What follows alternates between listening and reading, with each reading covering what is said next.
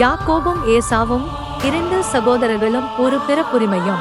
ஈசாக்குக்கும் ரெபெக்காவுக்கும் யாக்கோபு மற்றும் ஏசா என்ற இரட்டை சிறுவர்கள் இருந்தனர்.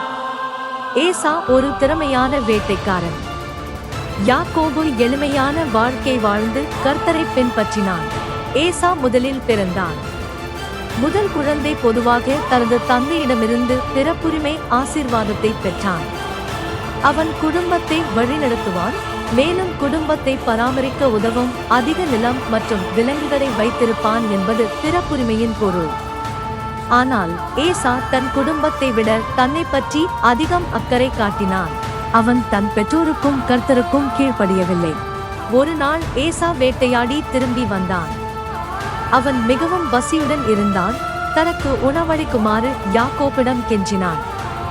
ஏசா அதற்கு தகுதியற்றவன் என்பதால் யாக்கோபுக்கு பிறப்புரிமை ஆசீர்வாதம் கிடைக்க வேண்டும் என்று கர்த்தர் விரும்பினார். யாக்கோபு ஏசாவிடம் பிறப்புரிமையை சிறிது உணவுக்காக மாற்றிக்கொள்ளச் சொன்னான். ஏசா ஒப்புக்கொண்டு தனது பிறப்புரிமையை யாக்கோபுக்கு கொடுத்தான். ரெபெக்காவும் ஈசாக்கும் தங்கள் குழந்தைகளுக்கு சிறந்ததை கொடுக்க விரும்பினர். ஏசா கர்த்தர் விரும்பியதை செய்யாமல் தான் விரும்பிய காரியங்களை தொடர்ந்து செய்தான் என்று அவர்கள் வருத்தப்பட்டார்கள். ஈசாக்கு வயதாகி குருடனானான். அவன் மரிப்பதற்கு முன் ஏசாவிடம் ஒரு விலங்கை வேட்டையாடவும் சமைக்கவும் கேட்டான். ஈசாக்கு பிறப்புரிமை ஆசீர்வாதம் கொடுக்க வேண்டிய நேரம் இது என்று ரெபெக்காள் அறிந்திருந்தாள்.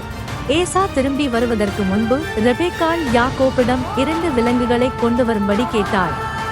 பின்னர் யாக்கோபு ஆசீர்வாதத்தை பெறுவான்.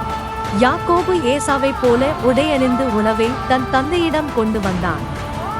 ஈசாக்கு யாக்கோபுக்கு பிறப்புரிமை ஆசீர்வாதத்தை கொடுத்தான். ஏசா திரும்பி வந்தபோது அவன் யாக்கோபின் மீது மிகுந்த கோபமடைந்தான்.